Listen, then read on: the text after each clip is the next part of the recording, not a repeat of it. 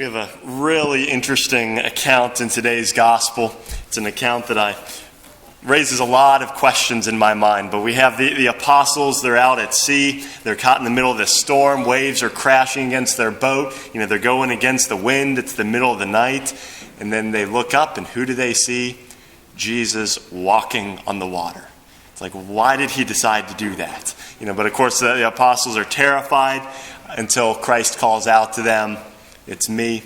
And Peter, of all things, and this is another question I had, what was going on in Peter's mind that led him to say, "Lord, if this is you, call me out onto the water"?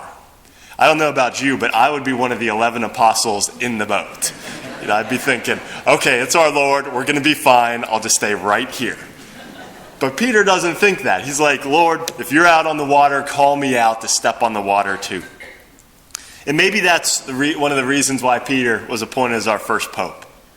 Because he was willing to follow Jesus wherever he went. And if our Lord was out walking on the water, then Peter would say, "Lord, I want to be out there too. Call me out onto the water." And for a brief time, while he kept his focus on Christ, he did walk on the water. One of the things I think we can reflect on from today's gospel is that you can't walk on water unless you get out of the boat. You can't walk on water unless you get out of the boat. So what does that mean, practically speaking, to get out of the boat and to walk on water? Well, for us to enter into a relationship with Jesus Christ, and for us to really have an authentic life of prayer, beyond just reciting prayers from rote memory, means that we actually enter into a relationship with Jesus Christ. And so we have to relinquish control. And if we're going to be in an authentic relationship, we have to allow somebody else to take the steering wheel in our life. If we're going to say Jesus Christ is the Lord of our lives, we have to allow him to be the Lord of our lives and to allow him to direct our decisions. And the hard thing about prayer isn't just taking the time to pray, and it's not just the words that we say. The hard thing about prayer is there's a risk. When we enter into a relationship, we don't know what our Lord is going to ask of us or what he's going to call us to do. There's a risk when we enter into that relationship that he might call us in a direction that we don't expect. But we have to make an act of trust that it's better for him to be driving than for us. And so, practically speaking, what do we mean by stepping out onto the water? We have to relinquish control and allow Jesus Christ to govern our lives. And there's risk in that. So what are some practical examples as to how this could play out? Well, for young people, it plays out in our vocation. A vocation is a calling from God. And every one of us has a vocation. Our Lord is calling every one of us to some purpose in this life. He's created us for a purpose. And so many young people, as they grow up, going through high school and college, they'll ask themselves the question, what do I want to do?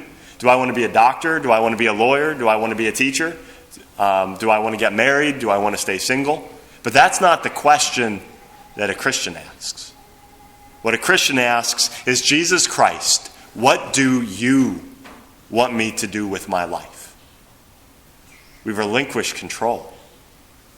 And we put that in our Lord's hands. And maybe he'll call some of the young men in our parish to the priesthood. He might call them to be the ones who distribute Jesus Christ's mercy and his healing power to people who are suffering and in need in this world, and to feed his flock. For some people, he might be calling some of our young people to the religious life, to take the vows of poverty, chastity, and obedience and conform their lives to the life of Jesus Christ in a radical way.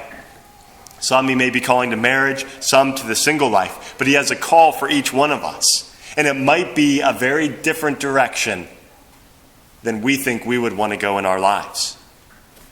But the lesson from today's gospel is get out of the boat. Get out on the water. Step out into the unknown and follow the call of Jesus.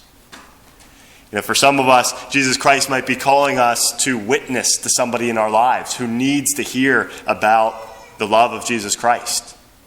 And oftentimes I think Catholics will want to step back and not say anything about our faith. It's an uncomfortable thing for many of us to talk about. And so we might say, well, I'll definitely pray for that person. I'll say some prayers, but I'm not going to say anything to them. Well, maybe Jesus Christ is calling you. Maybe you're the person that needs to be speaking to this person and to tell them about faith or to ask them what's going on. And yeah, it could be an awkward situation, and there could be a lot of fear in that because we have to put that relationship on the line, and we don't know how they're going to react. But maybe Jesus Christ is calling you to witness to somebody in your life. And that requires stepping out into the unknown, stepping out of the boat onto the water. For some of us, Christ could be calling us to some form of apostolic work that we haven't been involved with before, whether it's St. Vincent de Paul, or whether it's working with the heroin epidemic in our community, or whether it's working with people with special needs. But our Lord calls us in directions that we may not expect or anticipate. In the sacrament of marriage, our Lord calls married couples to be open to life. Perhaps it's time for some of the married couples to be open to life and to remember the vows that they made with their marriage. Too many Catholics in our country use contraception, and they prevent the kids that the Lord wants to bless them with from coming into existence. And they're not open to the gift of life. And they violate their marriage vows. Because when each married couple in the church made their vows before God and before the church, priest or deacon asked them, will you accept children lovingly from God? Married couples make that vow. Perhaps our Lord is calling some of us to be more open to that promise that they made and to live out their marriage vows fully and to be open to life. Life is a blessing. And, when a married couple, when they bring life into the world, no father and mother looks at their child and says, oh, I really wish you never came into the world. Mothers and fathers look at their children with love, and they see the incredible gift that child brings. But it requires great generosity and oftentimes a lot of sacrifice on the part of parents.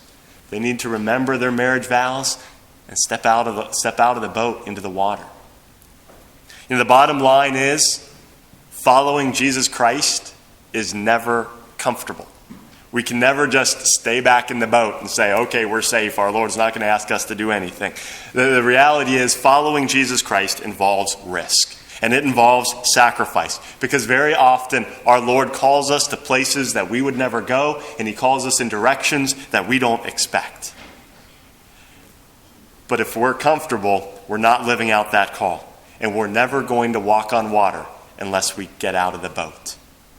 So our message today is to listen to the voice of Jesus, to let go of the control we want to have on over our lives, and to step out on the water, trusting that our Lord will bring us to places that we never would have expected. But with that trust, we know that He has a plan for our life, and if we follow Him, great things will happen.